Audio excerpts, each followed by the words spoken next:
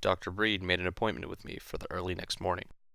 He would pick me up at my hotel on his way to work, he said, thus simplifying my entry into the heavily guarded research laboratory. So I had a night to kill in Ilium. I was already at the beginning and end of nightlife in Ilium, the Del Prado Hotel. Its bar, the Cape Cod Room, was a hangout for whores. As it happened, as it was meant to happen, Bocanon would say. The whore next to me at the bar and the bartender serving me had both gone to high school with Franklin Hoenicker, the bug tormentor, the middle child, the missing son. The whore, who said her name was Sandra, offered me delights unobtainable outside the Palace Pigalle and Fort Sade. I said I wasn't interested, and she was bright enough to say that she wasn't really interested either. As things turned out, we had both overestimated our apathies, but not by much. Before we took the measure of each other's passions, however, we talked about Frank Hoenicker, and we talked about the old man, and we talked a little about Asa Breed, and we talked about General Forge and the Foundry Company, and we talked about the Pope and birth control, about Hitler and the Jews.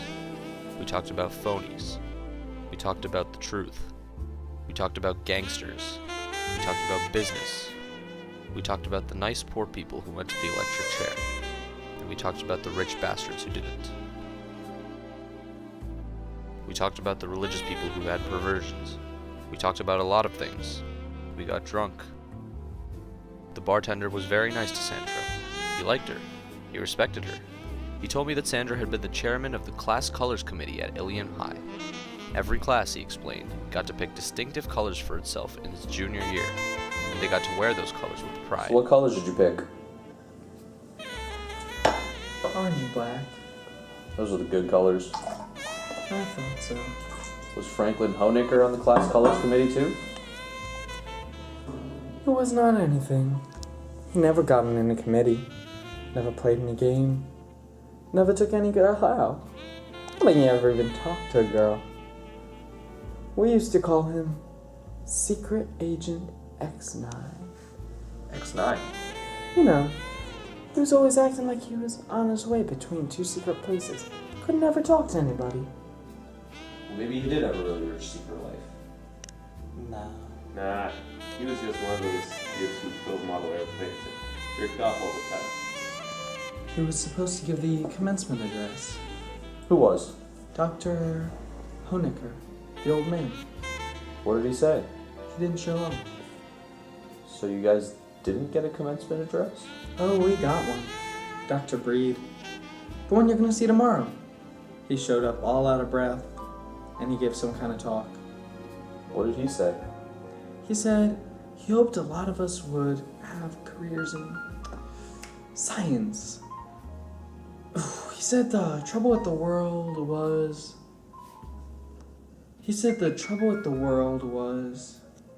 that people were still superstitious instead of scientific.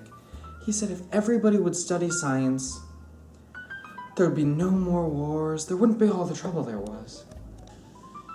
He said that science was going to discover the secret of life someday. Didn't I read in the newspaper a few days ago where they found out something about that?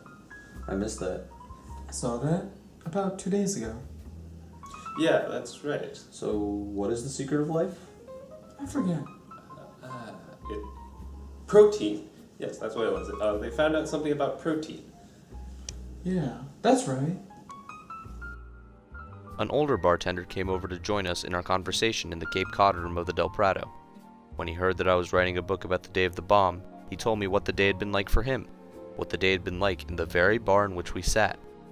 He had a W.C. Fields twang and a nose like a prize strawberry. It wasn't the Cape Cod room back then.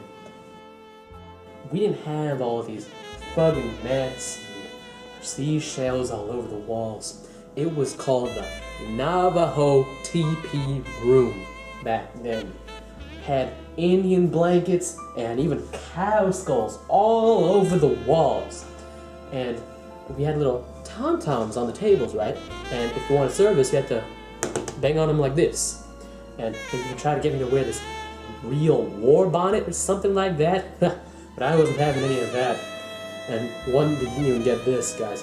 One day, a real Navajo Indian came in here and told me, Navajos don't live in teepees.